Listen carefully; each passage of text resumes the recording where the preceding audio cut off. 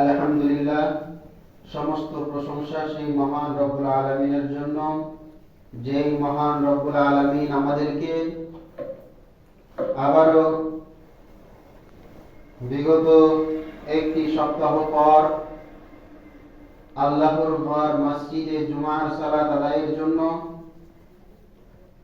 সবার আগে আগে আসার, বসার, কিছু কথা আলোচনা করার এবং শোনার তৌফিক দান করেছেন এবং আমাদেরকে ঈমানের সহিত, সুস্থতার সহিত বাঁচিয়ে রেখেছেন।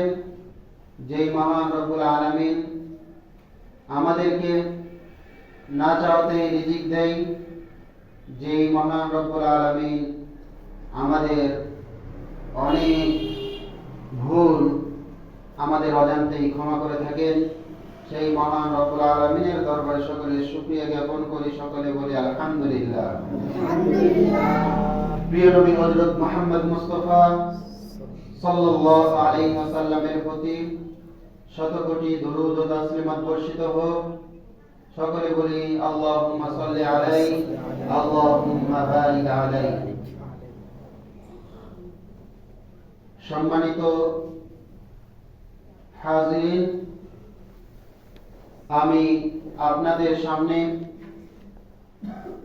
কোরআনে কারীমের সূরাতুল আর-রুমের 41 নম্বর আয়াত তেলাওয়াত করেছি। রাসূল সাল্লাল্লাহু আলাইহি ওয়াসাল্লামের অসংখ্য বর্ণিত হাদিসের মধ্য থেকে সুনান ইবনে মাজাহের 7019 নম্বর হাদিস পাঠ করেছি। এই আয়াত এবং হাদিসকে সামনে রেখে, এছাড়াও কিছু আয়াত এবং হাদিসকে সামনে রেখে আমাদের মাঝে বিপদ আসে কেন, আমাদের মধ্যে বিপর্যয় আসে কেন, আমরা বিপদে পতিত হই কেন, এই সম্পর্কে কোরআন এবং হাদিস থেকে সামান্য আলোচনা করার চেষ্টা করব ইনশাআল্লাহ তাআলা। ওয়া মা তাওফীক ইল্লা বিল্লাহ। সম্মানিত উপস্থিতি, আমরা সকলেই জানি মহান রব আল্লাহ তাআলা অতি দয়ালু, মহান রব অতি ক্ষমাশীল, পরম করুণাময়, রহমতের আধার। তিনি এতটা দয়াবান, এতটা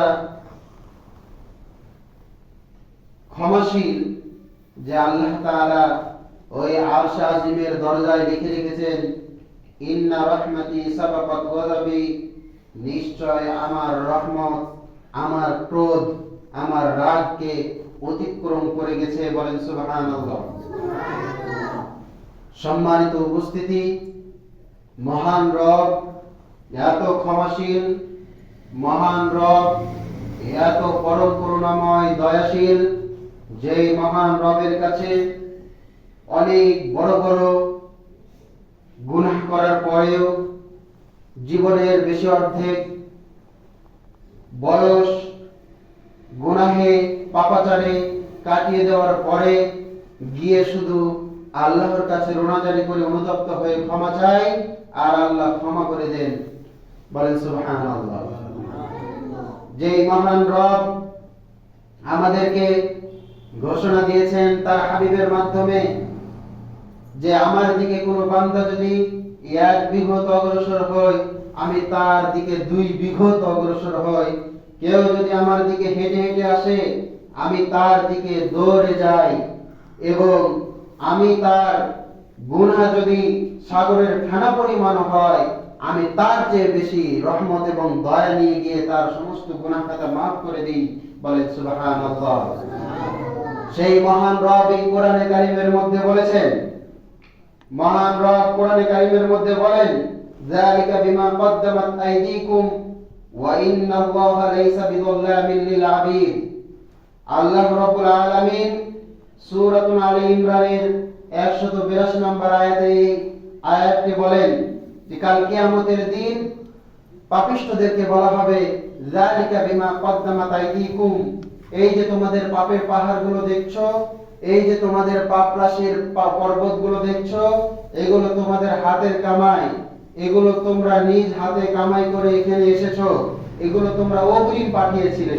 যালিকা বিমা কদ্দামাত আইদিকুম, এগুলো তোমাদের হাতের কামাই, তোমরা অগ্রিম পাঠিয়েছিলে। কেননা ওয়াইনাল্লাহা লাইসা বিযাল্লামিল লিল আবিদ, আল্লাহ তাআলা কোন বান্দার উপর জুলুমকারী নন। বলেন সুবহানাল্লাহ।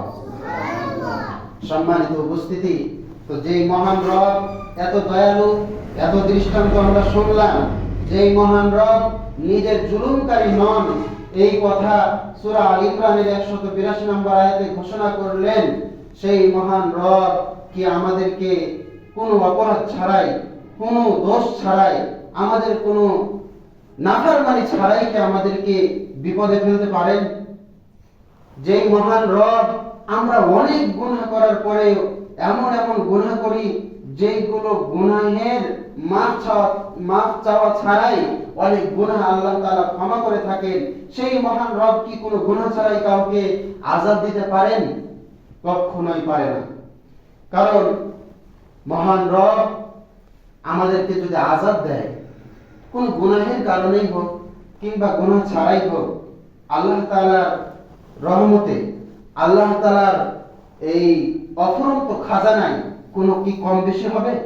যে একটা মানুষকে আমি যদি আযাব দেই, তার গুনাহের শাস্তি দেই, তাহলে আমি অমুককে খুশি করলাম, বা আমার খাজানায় এই জিনিসটা বৃদ্ধি পাবে, অথবা তাকে আযাব না দিলে এই জিনিসটা কমে যাবে, এই ধরনের কি কোনো কারণ আছে? এই ধরনের কোনো কারণ নাই। সুতরাং যেহেতু কোন বান্দাকে আযাব দেওয়া না দেওয়াতে আল্লাহর কোনো উপকার হয় না, ক্ষতি হয় না, সেই ক্ষেত্রে আল্লাহ তাআলা আমাদেরকে আযাব দিতে পারেন না, এটা সাধারণ জ্ঞানেই বোঝা যায়। সম্মানিত উপস্থিতি, তো এখন প্রশ্ন হলো, আমাদের জীবনে যে বিপর্যয়গুলো আসে, আমাদের জীবনে যে বিপদ আপদগুলো আসে, যেই বালা মুসিবতগুলো আসে, সেই বালা মুসিবতগুলো যে আমরা কষ্ট অনুভব করি, সেই বালা মুসিবতে পড়ে এই বালা মুসিবতের কষ্টগুলো যে আমরা উপভোগ করছি, মানে আমরা এই বালা মুসিবতের কষ্টগুলো আমরা সহ্য করছি, এইগুলোর মূল কারণে কয়েকটি বিষয় থাকতে পারে। যে আমি বালা মুসিবতে পড়েছি, আমার জীবনে কষ্ট নেমে এসেছে, এক নম্বরে হতে পারে যে আল্লাহ তাআলা আমার আখিরাতের আযাবটা দুনিয়াতে কিছু আযাব দিয়ে, কষ্ট দিয়ে কমিয়ে দিচ্ছেন, এরকম হতে পারে।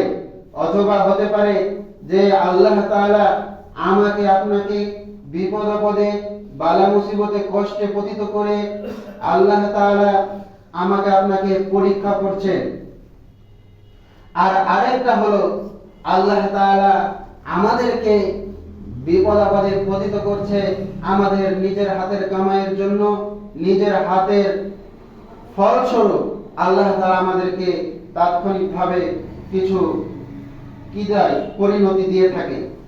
তো সেক্ষেত্রে বোঝাই যাচ্ছে যে মানুষের জীবনে বিপদ আপদ আসে একমাত্র কেবলমাত্র মানুষের জন্য। হয় মানুষের পাপ আছে, আখিরাতের আযাবটাকে কিছুটা কমিয়ে দেওয়ার জন্য আল্লাহ তাকে বিপদে ফেলে, অথবা আল্লাহ তাআলা তাকে পরীক্ষা করার জন্য, যে সে ভালো বান্দা, কিন্তু আল্লাহ তাআলা তাকে পরীক্ষা করতে চায়, তাকে যাচাই করতে চায়।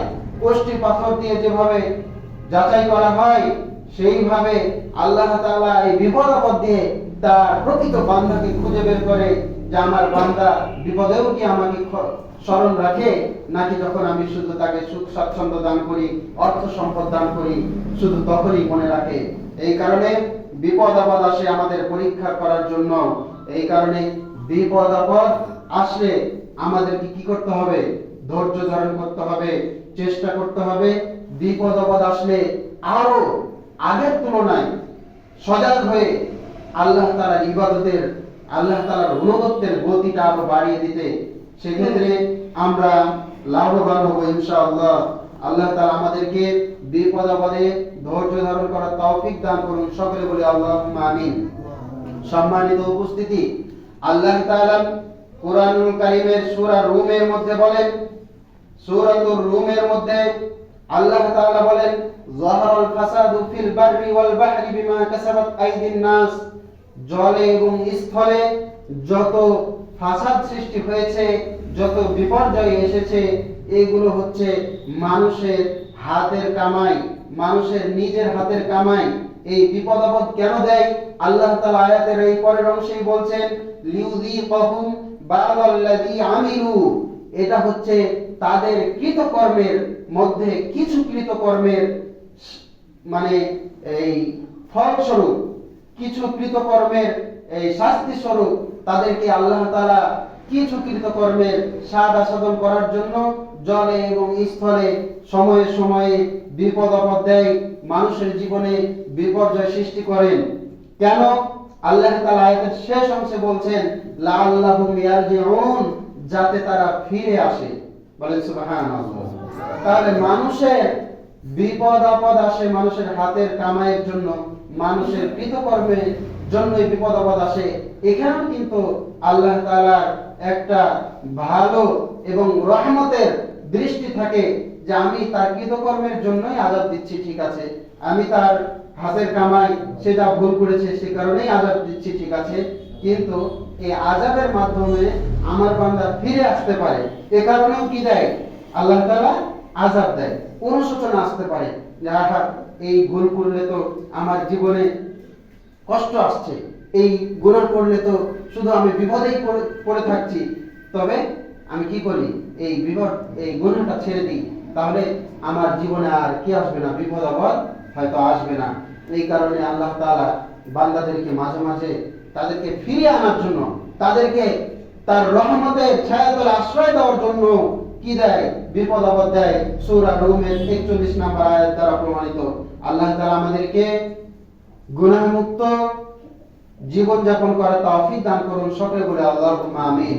আল্লাহ তাআলা আমাদেরকে নাফরমানি মুক্ত জীবন যাপন করার তৌফিক দান করুন, সকলে বলে আল্লাহুম্মা আমিন।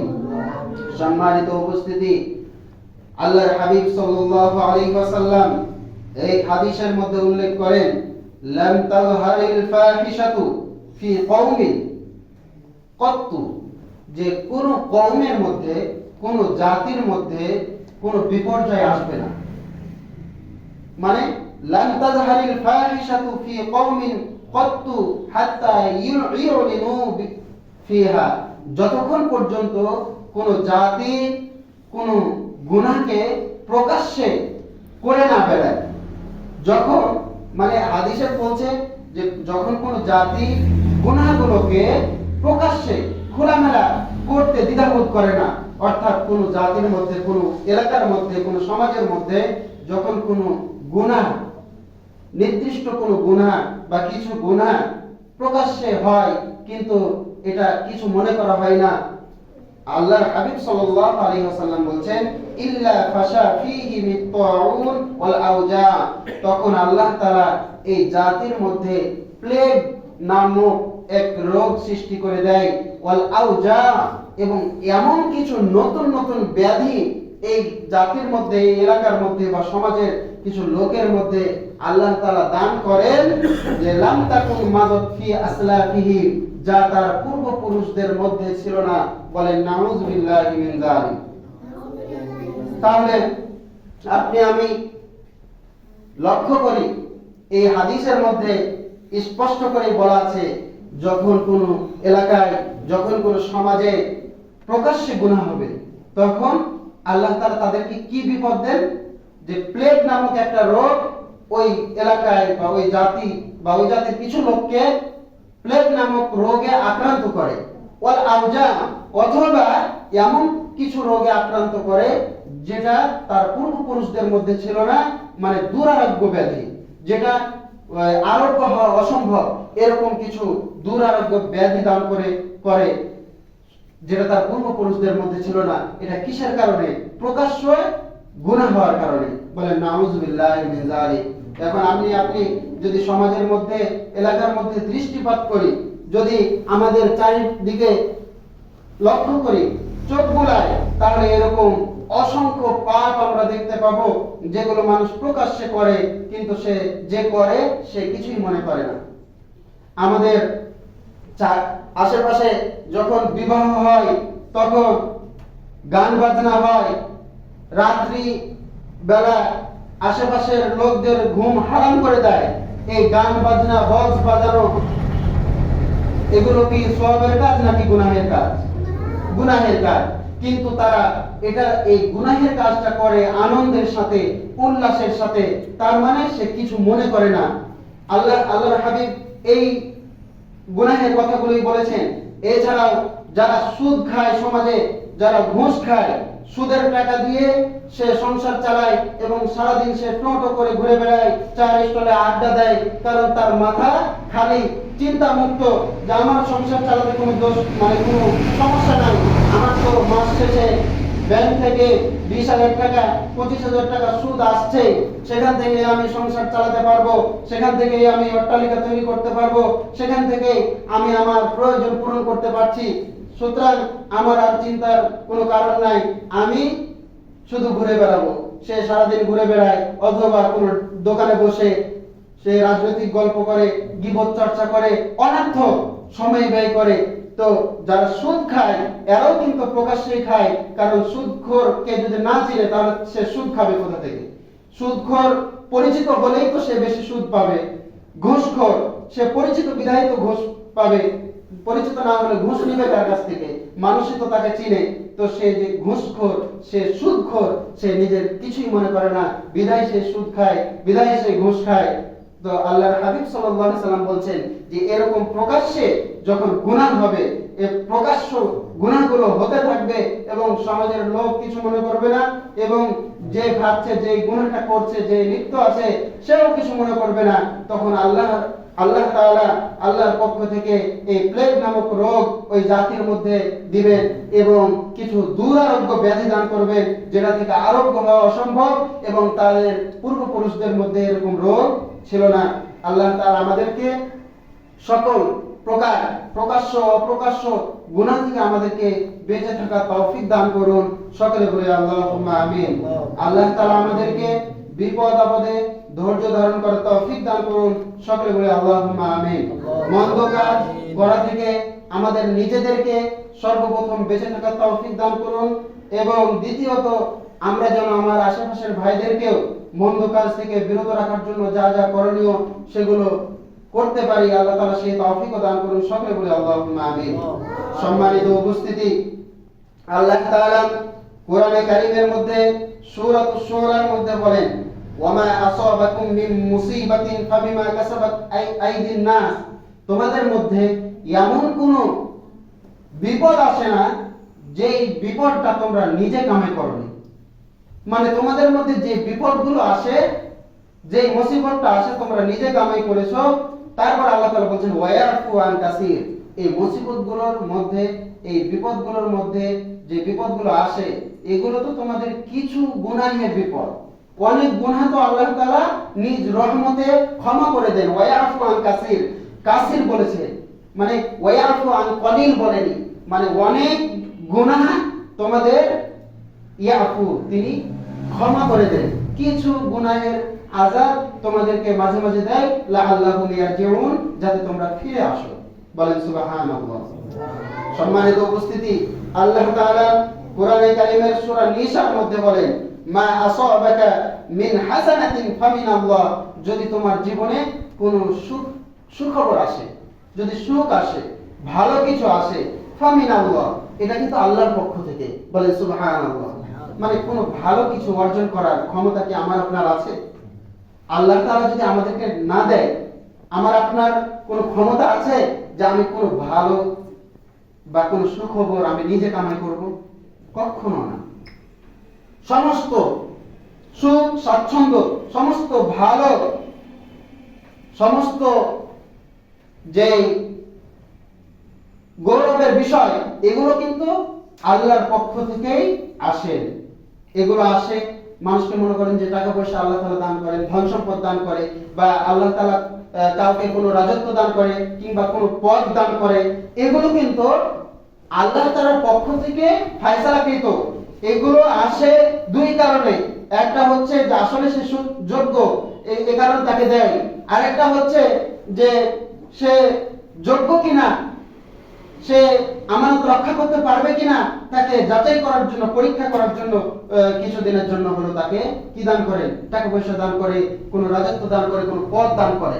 তো দুইটা কারণে, তো যাদেরকে পরীক্ষা করার জন্য দান করা হয়, তারা যদি পরীক্ষায় উত্তীর্ণ হয়, আল্লাহ তাআলা তো খুশি হয়ে গেছে, তাদের জীবনের দুঃখ কষ্ট এই দুনিয়াতেও দূর করে দেন, কাল কিয়ামতেও দূর করে দিবেন।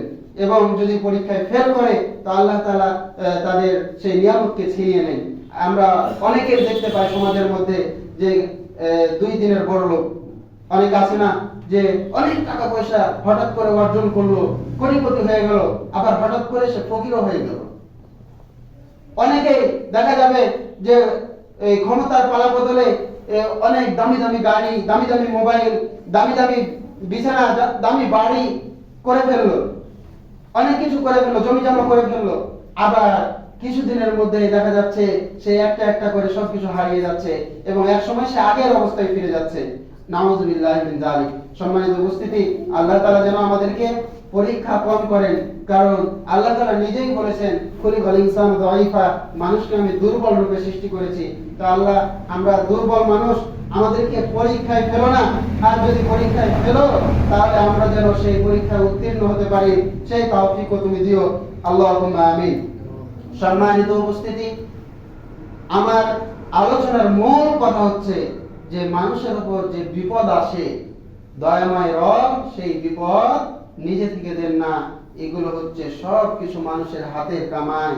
মানুষ নিজের হাতে নিজের উপর বিপদ আনে, আল্লাহ তাআলা কাউকে বিপদ দেন না।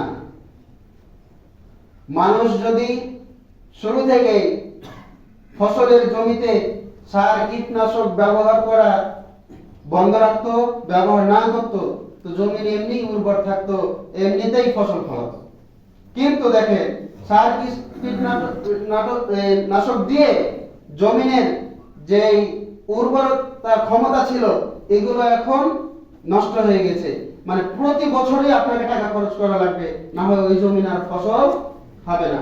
অথচ দেখা যায়, আপনারা যদি গবেষণা করেন, এই পূর্বপুরুষদের দিকে খেয়াল করে, তারা প্রাকৃতিক সার কীটনাশক ব্যবহার করত, বর্জ্য ময়লা ছাই এগুলো ব্যবহার করত, গোবরের বিভিন্ন পাওয়া যায়, এগুলো দিয়ে তারা মাটিটাকে উর্বর রাখতো।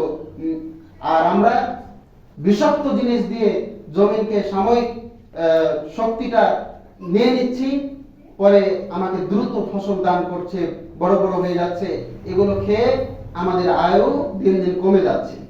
গড় আয়ু আগের তুলনায় কমতেই থাকবে। তো এটাও কিন্তু আমাদের নিজের হাতের কামাই। যত বিপর্যয় সৃষ্টি হচ্ছে, মানুষই সৃষ্টি করছে, মানুষই নিজেই বিপদ ডেকে আনছে। আশেপাশে কয়জন মানুষ আছে যে গাছপালা লাগায়? এখন গাছপালা কেটে বাহাল গাছগুলোকে কত কষ্ট করে বাপ দাদারা গাছগুলোকে বড় করেছে, যত্ন করে বড় করেছে, এই গাছগুলোকে কারণে কেটে ফেলে দিচ্ছি। কিন্তু গাছ যে মানুষের জীবন রক্ষাকারী, অক্সিজেন সরবরাহ করে, এটা তো আমরা কেউ অজানা না, সবাই জানি। কিন্তু গাছ কেটে ফেলছি, বন কেটে ফেলছি কেন? ভাটাতে লকড়ি লাগবে, খড়ি লাগবে, কিছু টাকা পাবো। আমার দরকার নেই গাছ কাটার, আমি ওখানে অট্টালিকা তৈরি করবো না, শুধু টাকার লোভে গাছকে কেটে ফেলে দিচ্ছি। এগুলো কিন্তু পরিবেশের বিপর্যয় সৃষ্টি করার মতো একটা কাজ।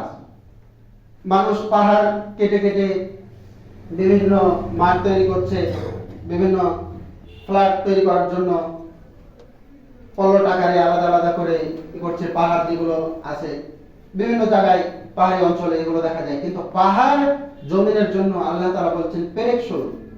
একটা পেরেক যেমন একটা বস্তুকে আঁকড়ে ধরে থাকে, পাহাড় এই জমিনকে আঁকড়ে ধরে আছে। যেখানে দেখবেন যে বেশি পাহাড় কাটা হচ্ছে, পাহাড়কে উচ্ছেদ করে দেওয়া হচ্ছে, সেখানে বেশি ভূমিধস হয়, সেখানকার মাটি দেবে যায়। তো আল্লাহ তাআলা আমাদেরকে এই প্রাকৃতিক দুর্যোগ যে আমাদের হাতের মাধ্যমে আসে, আমাদের কর্মের ফলেই আসে, আল্লাহ তাআলা আমাদের সকলকে সচেতন হওয়ার তৌফিক দান করুন। সকলে বলি আল্লাহুম্মা আমিন। এই যে পৃথিবীতে যত সৌন্দর্য আছে, সবুজ শ্যামল গাছপালা আছে, এই সব কিছুর একটা কিন্তু পরীক্ষা করার জন্য আল্লাহ তাআলা আমাদেরকে দিয়েছেন। আল্লাহর হাবিব সাল্লাল্লাহু আলাইহি ওয়াসাল্লাম মুসলিম শরীফের ৭৪২ নম্বর হাদিসে বলেন যে ইন্নাদ দুনিয়া হুলওয়াতুন খাজিরাতুন, নিশ্চয় দুনিয়া সুমিষ্ট, খাজিরাতুন শ্যামল, সবুজ শ্যামল। এই দুনিয়া কোরআনে কারিমের মধ্যে আছে না, যুইনা লিন-নাসি হুব্বুশ শাহাওয়াত, আল্লাহ তাআলা এই দুনিয়াকে, দুনিয়ার চাকচিক্যকে সুশোভিত করে দিয়েছেন। তো আল্লাহর হাবিব সাল্লাল্লাহু আলাইহি ওয়াসাল্লাম বলেন ইন্নাদ দুনিয়া হুলওয়াতুন খাজিরাতুন, নিশ্চয় দুনিয়া হচ্ছে সুমিষ্ট এবং সবুজ শ্যামল। ওয়া ইন্নাল্লাহা মুস্তাখলিফুকুম ফিহা, আর তোমাদেরকে এই দুনিয়ায় আল্লাহ তাআলা খলিফা হিসেবে পাঠিয়েছেন। ফায়ানজুরু কাইফা তা'মালুন, এটা দেখার জন্য যে তোমরা এই পৃথিবীর সাথে কেমন আচরণ করো। মানে তোমাদেরকে খলিফা হিসাবে পাঠিয়েছেন এবং দুনিয়াকে সুমিষ্ট করে সবুজ শ্যামল করে দেওয়া হয়েছে। তো আল্লাহ তাআলা তোমাদেরকে পরীক্ষা করার জন্য পাঠিয়েছেন যে তোমরা এই পৃথিবীতে কেমন আমল করো, পৃথিবীতে তোমাদের কর্মটা কি হয় এটা দেখার জন্য। আমরা আল্লাহর ইবাদত করলে যেরকম একটা কর্ম, ভালো কর্ম, একটা গাছ রক্ষা করলে এটাও ভালো কর্ম, মানুষের ক্ষতি থেকে বিরত থাকলে এটাও ভালো কর্ম। তো এইগুলো দেখার জন্য আল্লাহ তাআলা এই দুনিয়াতে পাঠিয়েছেন এবং দুনিয়াকে সুমিষ্ট করে দিয়েছেন যে আল্লাহ তাআলার বান্দাগুলো এই চাকচিক্য দুনিয়ার ধোঁকায় পড়ে আল্লাহকে ভুলে যায় নাকি আল্লাহকে স্মরণ রাখে। এই চাকচিক্য দুনিয়া আল্লাহ তাআলা যে রহমত দিয়েছেন, আল্লাহ তাআলা বিভিন্ন নিয়ামত দিয়েছেন, এই নিয়ামতগুলোর কদর করে নাকি ভুলে যায়। এই কারণে আল্লাহ তাআলা আমাদেরকে খলিফা হিসেবে পাঠিয়েছেন। আল্লাহ তাআলা যেন আমাদেরকে সকলকে আল্লাহর যে আমাদের উদ্দেশ্যে আমাদেরকে দুনিয়াতে পাঠিয়েছেন সেই উদ্দেশ্য পূরণ করে কবরে যাওয়ার তৌফিক দান করেন। সকলে বলে আল্লাহুম্মা আমিন। সম্মানিত উপস্থিতি, গাছ কাটা অকারণে এটা গুনাহের কাজ, তাহলে এর বিপরীত হতে হবে। গাছ কাটা যদি গুনাহের কাজ হয় অকারণে, তাহলে গাছ রোপণ করা সওয়াবের কাজ হতে হবে। অবশ্যই গাছ বপন করা সওয়াবের কাজ। আল্লাহর হাবিব সাল্লাল্লাহু আলাইহি সাল্লাম বুখারী শরীফের 2320 নম্বর হাদিসের মধ্যে বলেন মা মিন মুসলিমিন ইয়াগরিসু ফারকান আও ইয়াজরু যারআন, যদি কোনো মুসলিম ব্যক্তি কোনো গাছ রোপণ করে কিংবা কোনো শস্য বুনে, ফায়াকুলু মিনহু তায়রান আও ইনসানুন, তায়রুন আও ইনসানুন আও বাহিমাতুন, সেই রোপণ করা গাছ থেকে বা শস্য যে বুনলো এই শস্য থেকে যদি কোনো পাখি ভক্ষণ করে অথবা কোনো মানুষ ভক্ষণ করে অথবা কোনো চতুষ্পর্যন্ত ভক্ষণ করে, তো আল্লাহর হাবিব সাল্লাল্লাহু আলাইহি সাল্লাম বলেন ইল্লা কানা লাহু বিহি সাদাকাতুন, এটা তার জন্য সদকায়ে জারিয়া হবে। বলেন সুবহানাল্লাহ। তাহলে গাছ রোপণ করা এটা শুধু কি সওয়াব নাকি সদকায়ে জারিয়া? নির্দিষ্ট কোনো সওয়াব নির্দিষ্ট না, মানে সদকায়ে জারিয়া, মানে এই সওয়াব যে কত হবে এটা আগে বলা যাবে না। সদকায়ে জারিয়ার সওয়াব আগে বলা যায় না, মানে যতদিন আপনার ওই জিনিসটা থাকবে ততদিন আপনি সওয়াব পাবেন, এর নাম সদকায়ে জারিয়া। আমি মসজিদে ইট দান করেছি, মসজিদের টাইলসের ব্যবস্থা করে দিয়েছি, মসজিদের উন্নয়নমূলক কাজে সহযোগিতা করেছি, মসজিদের একটা ফ্যান নষ্ট ফ্যান একটা দান করেছি, মসজিদের যে কোনো জিনিস প্রয়োজন পুরো করে দিয়েছি। তো এই মসজিদ যতদিন থাকবে, এই মসজিদে যতদিন নামাজ কালাম হবে ততদিন আপনার আমল নামায় সওয়াব যেতে থাকবে। এটা হচ্ছে সদকায়ে জারিয়া। বলেন সুবহানাল্লাহ। তাহলে আমরা অকারণে এই গাছপালা না কাটার চেষ্টা করব এবং পারলে আমরা নিজের ফসলি জমিতে হোক, নিজের বাড়ির আঙ্গিনাতে হোক কিংবা সরকারি রাস্তার দুই ধারে যে জমি পড়ে থাকে এইগুলোতে আমরা বিভিন্ন পেয়ারার গাছ, ফলের গাছ কিংবা ফুলের গাছ কিংবা ফার্নিচার হয় কাঠ, মানে কাঠের গাছ, মেহগনি কিংবা সীসা কিংবা যে কোনো গাছ আমরা এগুলো বপন করতে পারি, এতে আমরা সদকায়ে জারিয়ার সওয়াব পাবো এবং এ থেকে আমাদের পরিবেশ রক্ষা হবে। আল্লাহ তাআলা আমাদেরকে সেই তৌফিক দান করুন, সকলে বলি আল্লাহুম্মা আমিন। সম্মানিত উপস্থিতি, আমি বলছিলাম যে মানুষের হাতের কারণেই বিপদ আপদ আসে এবং পরিবেশগত যে পরিবর্তন দেখতে পাই, এগুলো কিন্তু মানুষের কৃতকর্মের ফলেই পরিবর্তন আসে। এই কারণে আমরা চেষ্টা করব পরিবেশও ঠিক রাখার, আমাদের আমলও ঠিক রাখার। তাহলে ইনশাআল্লাহ আল্লাহ তাআলা আমাদের জন্য এই দুনিয়ার পরিবেশকে, যখন যে পরিবেশ অনুকূল থাকা দরকার তখন সেরকম পরিবেশ আল্লাহ তাআলা আমাদেরকে দান করবেন। আল্লাহ তাআলা আমাদের সেই তৌফিক দান করুন, সকলে বলি আল্লাহুম্মা আমিন। সম্মানিত উপস্থিতি, সাহাবায়ে কেরামের জীবনী থেকে আমরা দেখতে পাই আবু বকর রাদিয়াল্লাহু তাআলা আনহু একবার যুদ্ধে গিয়েছিলেন। সেখানে ফলের গাছ ছিল, যেখানে যুদ্ধ করতে যে ঘোড় সওয়ার হবে এই গাছে বেঁধে তো ক্ষতি হতে পারে, তো সেই ক্ষেত্রে কিছু সাহাবী গাছ কেটে নেওয়ার জন্য প্রস্তুত হয়।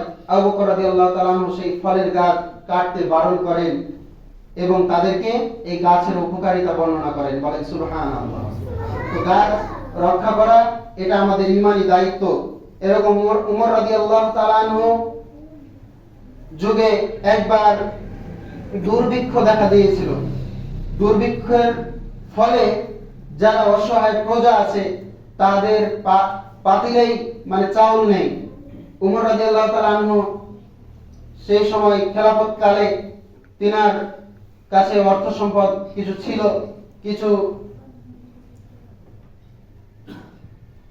এই নিরামিষ আমিষ গোশত এগুলো মাঝে মাঝে আসতো। তো উমর রাদিয়াল্লাহু তাআলা আনহু প্রজাদের দুঃখে ব্যথিত হয়ে তিনি চর্বি কিংবা গোশত খাওয়া থেকে বিরত ছিলেন যতদিন দুর্ভিক্ষ ছিল, বলেন সুবহানাল্লাহ। তো এই কারণে উমর রাদিয়াল্লাহু তাআলা এই আমলের কারণে আল্লাহ তাআলা এই রহমত দিয়ে আবার পরিবেশকে আগের অবস্থায় করে দিয়েছিলেন। তো যখন রাজা এবং প্রজা ইনসাফের উপর থাকবে, ন্যায়ের উপর থাকবে, তখন দেশে অটোমেটিক শান্তি বজায় থাকবে। আর যদি রাজারা, যারা শাসক আছে, যারা রাজত্ব পায়, তারা যদি বেইনসাফের পথে চলে, দুর্নীতির পথে চলে, প্রজাদের খোঁজ খবর না রাখে এবং আমরা এমন কোন শাসককে নিযুক্ত করি, আমাদের এমন কোন লোককে রাজত্ব দান করি যে ইনসাফের উপর থাকবে না, রাজত্ব পাওয়ার পরে আপনার খোঁজ খবর রাখবে না, তাহলে যে বিপর্যয় আসবে এই বিপর্যয়ের অংশীদার কিন্তু আপনাকে আমাকেও হতে হবে। সুতরাং আমরা যেন ওই উমর রাদিয়াল্লাহু তাআলা আনহুকে এখন পাবো না, কিন্তু তুলনামূলক যারা ভালো তাদেরকে আমরা আমাদের রাজত্ব, আমাদের শাসক নির্বাচিত করব। আল্লাহ তাআলা আমাদের সেই তৌফিক দান করুন, সকলে বলি আল্লাহুম্মা আমিন।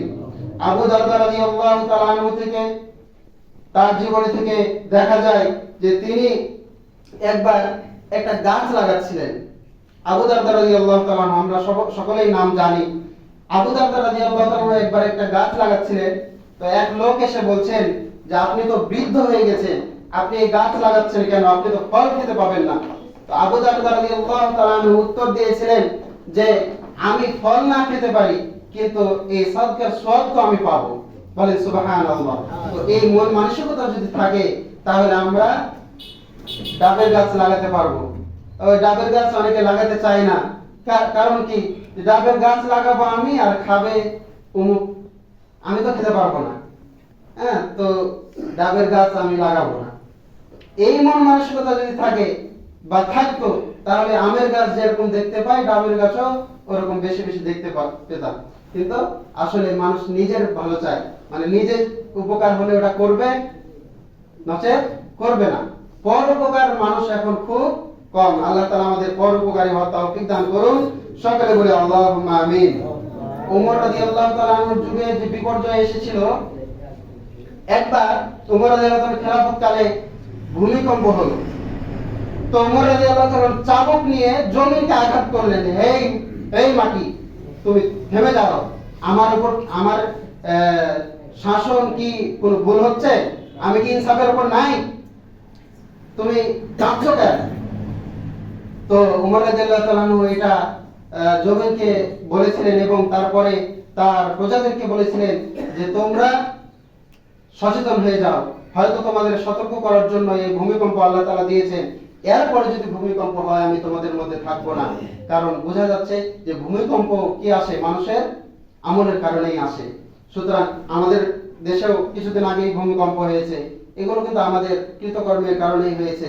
তো আমরা কতটুকু আমল সুন্দর করতে পেরেছি, আমরা এটা চিন্তা ভাবনা করব এবং নিজের আমলকে শুদ্ধ করার চেষ্টা করব ইনশাআল্লাহ তাআলা। ওমা তাওফীক ইল্লা বিল্লাহ।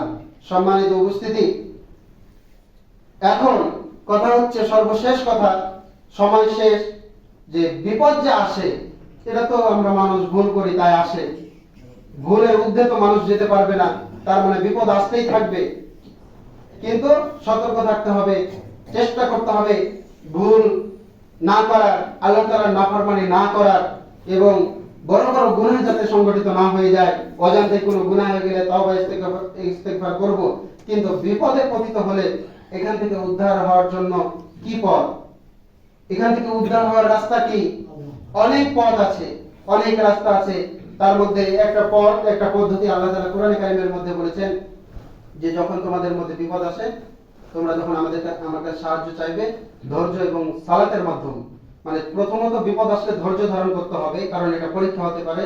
দ্বিতীয়ত সালাতের মাধ্যমে আল্লাহ তাআলার কাছে দোয়া করতে হবে যাতে আল্লাহ তাআলা বিপদটা আমার উপর থেকে উঠিয়ে নেয়।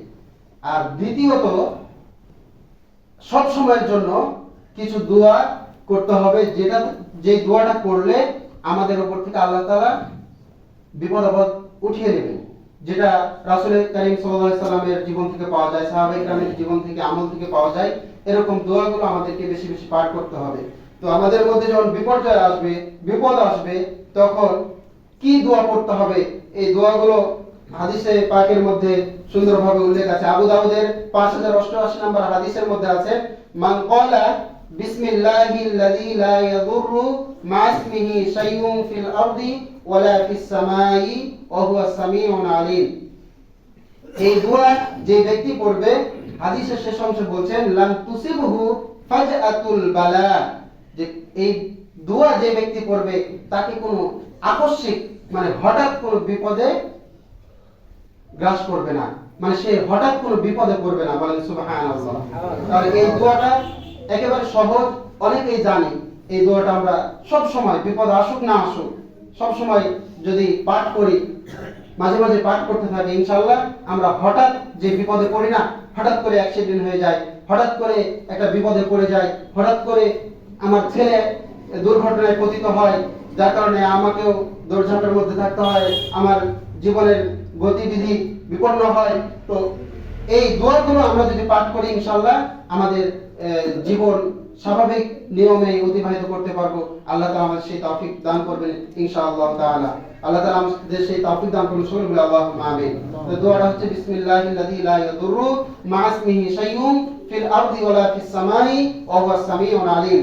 আরেকটি দোয়া বুখারী শরীফেও আছে, মুসলিম শরীফেও আছে।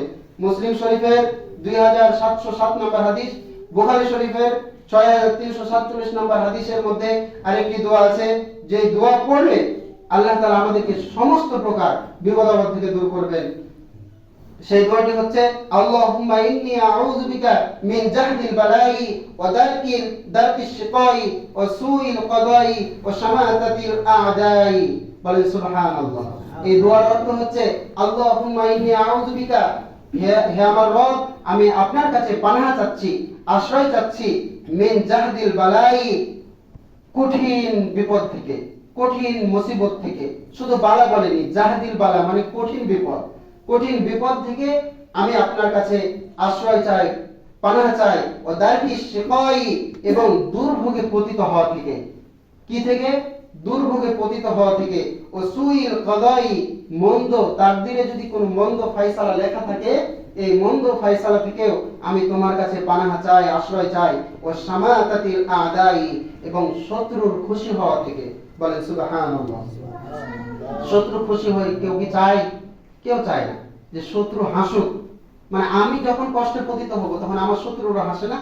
তো কষ্টে পতিত না হই, এটার অর্থ হচ্ছে এটা যে এমন কোন বিপদে যেন পতিত না হই যে বিপদে পড়লে আমার শত্রু খুশি হয়, এমন কোন বিপদে পতিত না হয় যে বিপদ থেকে উঠে আসা খুবই কঠিন, এমন কোন বিপদে পতিত না হয় যেটা অনেক কঠিন বিপদ আমার জন্য, আমার পরিবারের জন্য, সকলের জন্য। এই কারণে এই দোয়াগুলো আমরা বেশি বেশি পাঠ করব। আল্লাহ তাআলা আমাদের সেই তৌফিক দান করুন, সকলে বলি আল্লাহুম্মা আমিন। এবং আমাদের আমলকে সুন্দর করার তৌফিক দান করুন, সকলে বলি আল্লাহুম্মা আমিন। আমরা যেন আমাদের কৃতকর্মকে, আমাদের আমলকে সুন্দর করে কবরে যেতে পারি, আল্লাহ তাআলা সেই তৌফিক দান করুন, সকলে বলি আল্লাহুম্মা আমিন। আল্লাহ তাআলা আমাদেরকে গাছপালা রক্ষা করার তৌফিক দান করুন, সকলে বলি আল্লাহুম্মা আমিন। গাছপালা লাগানোর তৌফিক দান করুন, সকলে বলি আল্লাহুম্মা আমিন। আল্লাহ তাআলা যেন আমাদের সকলকে বিপদে ধৈর্য ধারণ করার তৌফিক দান করেন, সকলে বলি আল্লাহুম্মা আমিন। আল্লাহ তাআলা আমাদেরকে প্রকাশ্য সমস্ত গুনাহ থেকে বেঁচে থাকার তৌফিক দান করুন, সকলে বলি আল্লাহুম্মা আমিন। অপ্রকাশ্য সকল গুনাহ থেকে বেঁচে থাকার তৌফিক দান করুন, সকলে বলি আল্লাহুম্মা আমিন। হে আল্লাহ, আমাদের মধ্যে যারা অভাবগ্রস্ত আছে সকলের অভাবকে তুমি দূরীভূত করে দাও, সকলে বলি আল্লাহুম্মা আমিন। যারা ঋণগ্রস্ত আছে সকলের ঋণকে তুমি দূরীভূত করে দাও, ঋণ মুক্ত হওয়ার তৌফিক দান করুন, সকলে বলি আল্লাহুম্মা আমিন। হে আল্লাহ, আমাদের মধ্যে যারা মুরব্বী আছে বয়সের ভারে দুর্বল হয়ে পড়েছে, আল্লাহ তাআলা যেন জীবনের শেষ পর্যন্ত তাদেরকে সুস্থ সবল জীবন যাপন করার তৌফিক দান করেন, সকলে বলি আল্লাহুম্মা আমিন। আমাদের মধ্যে যারা পারিবারিক জীবনে অসুখী, আল্লাহ তাআলা তাদের পরিবারে যেন সুখ স্বাচ্ছন্দ্য দান করেন, সকলে বলি আল্লাহুম্মা আমিন। আমরা যারা পিতামাতার খেদমত থেকে দূরে আছি, পিতামাতার খেদমত থেকে শয়তানের অসহায় পড়ে হোক, ভাই বোনের সাথে দ্বন্দ্ব লেগে হোক, যারা পিতামাতাকে দেখভাল করা থেকে বিরত আছি, আল্লাহ তাআলা যেন এই নিয়ামত হারিয়ে যাওয়ার আগে এই নিয়ামতের কদর বোঝার তৌফিক দান করেন, সকলে বলি আল্লাহুম্মা আমিন। আল্লাহ তাআলা সর্বোপরি আমাদেরকে তোমার এমন বান্দা হিসেবে কবুল করো, যেমন বান্দা হলে কাল কিয়ামতের দিন তোমার আরশের ছায়াতলে আশ্রয় পাবো, সেই তৌফিক দান করুন, সকলে বলি আল্লাহুম্মা আমিন। এই দোয়া এবং দাবি রেখে আমি আমার আলোচনা এখানে ইতি টানলাম। ওয়া মা আলাইনা ইল্লাল বালাগ।